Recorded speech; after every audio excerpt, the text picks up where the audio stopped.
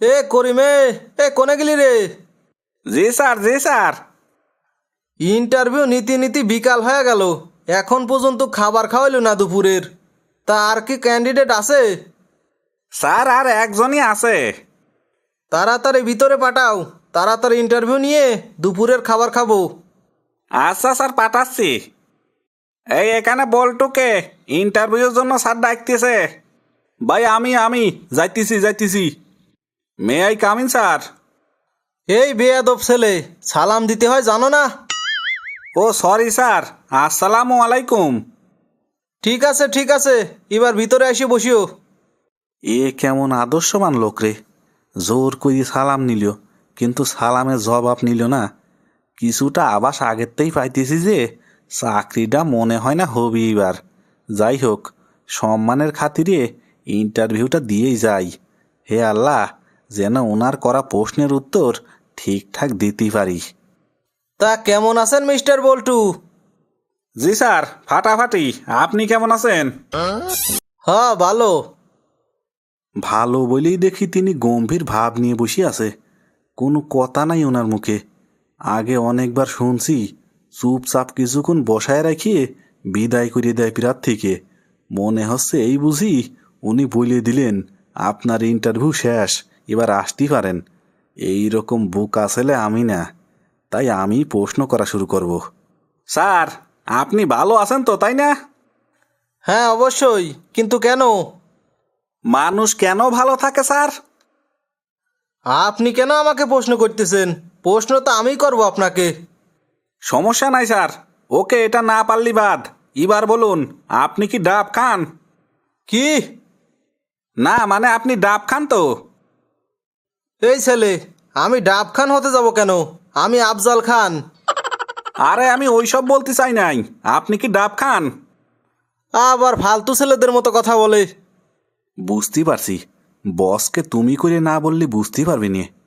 তুমি কি ডাব খাও? এই ছেলে, স্যারকে তুমি করে বলতেছো? বিয়াদব কোথাকার।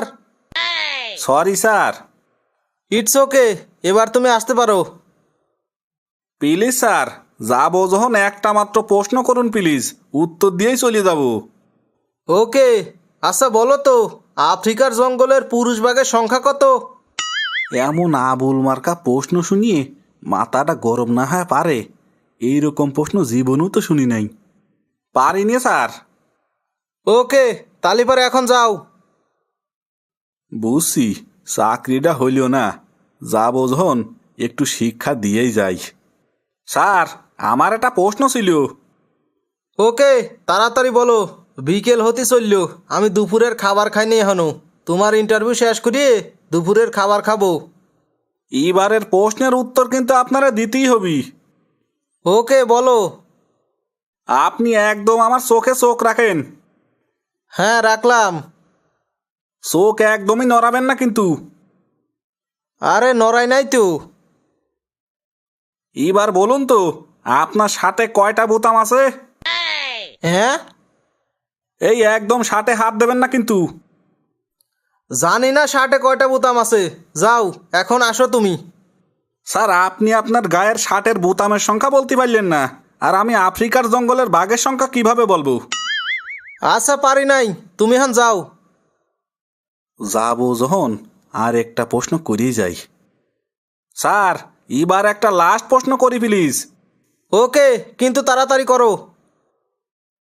এই কোম্পানির মালিক কি আপনি? হ্যাঁ আমি, কিন্তু কেন?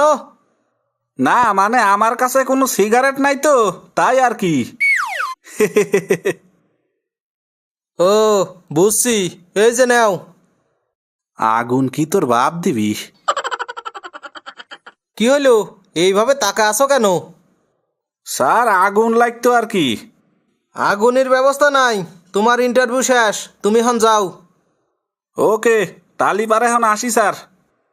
হ্যাঁ আসো। কি দিনকাল পড়ছে রে, পুলাফান ইন্টারভিউ দিতে এসি বসের তে সিগারেট চায়, তার সাথে আবার আগুনও চায়। যাই হোক, নিজে ইন্টারভিউ না দিতে পারলেও স্যারেরটা কিন্তু নেওয়া হইল।